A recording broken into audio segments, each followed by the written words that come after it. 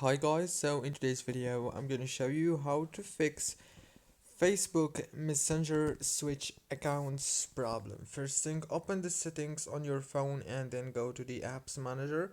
When you open the apps manager on this page, you will find all the apps that you have on your phone.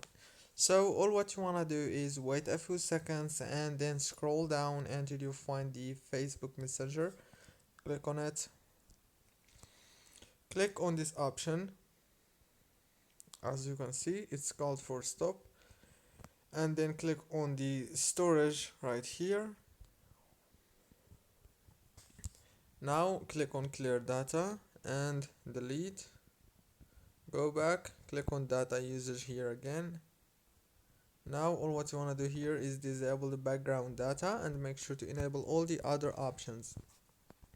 Go back and now turn off your phone and turn it on again.